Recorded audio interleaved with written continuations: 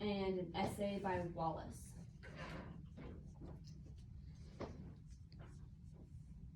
Wallace's essay, which is very interesting piece of work. Okay.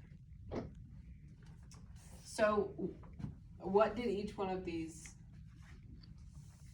entail?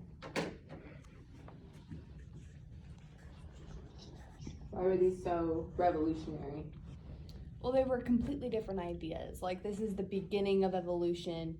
There were some ideas that had been thrown around before, but this was really like the manifestation of all the work that had been done. It was really the first emergence of evolution onto a public stage.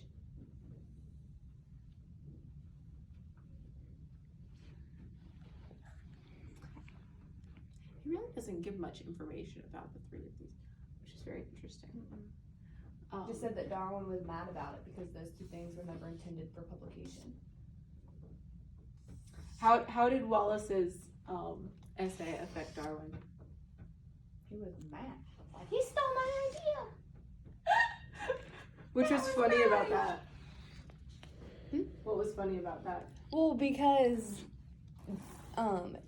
both of them had like developed their own theory of evolution separately, and Darwin had been working on it for a very, very long time, and then all of a sudden Wallace comes on the scene after probably a much shorter period of time, and Darwin's like, hold up a minute.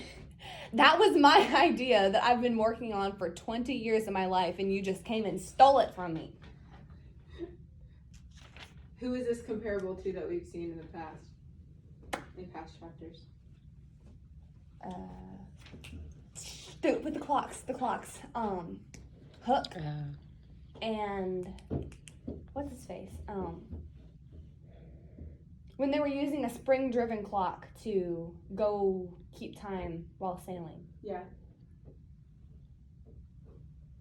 I don't remember their name. There was Hook in that instance. Or who? Then,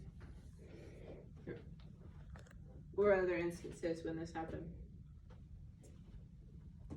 When somebody was working on something. Well, there's the whole thing with the telescope, where like multiple people claim to have created And the the microscope. telescope, and the microscope. And then there was a guy who was like, "No, it was me," but then he like kept it all to himself, didn't let anybody else see it.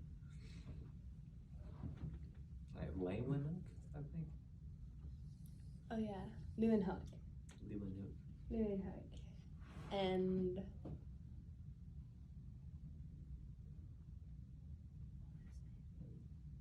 Lippershey with the telescope.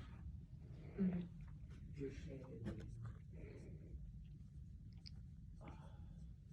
And Leeuwenhoek was the microscope.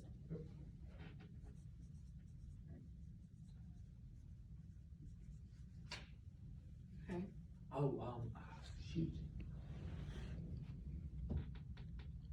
I feel like it was something to do with Leonardo da Vinci, where he had created this system, and it was like half-drawn papers, and then someone had published. It was about it was the whole section on anatomy, where he was like had the half-drawn papers and stuff, and then somebody actually came out with a published book about it, and he was all like fogged up about it and never finished it, obviously. That was after his death. Yeah, I feel like he'd still be mad about that.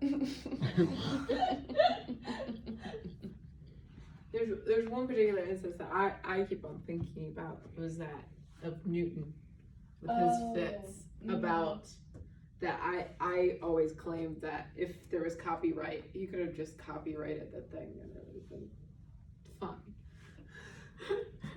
But Newton was, with his many theories, was somebody who got very mad quite a few times. Okay. Who was Lindell? Leo. I always put L-D in there. Oh, Lyell? Lyle. Lyell. He was the father of uniformitarianism. Okay.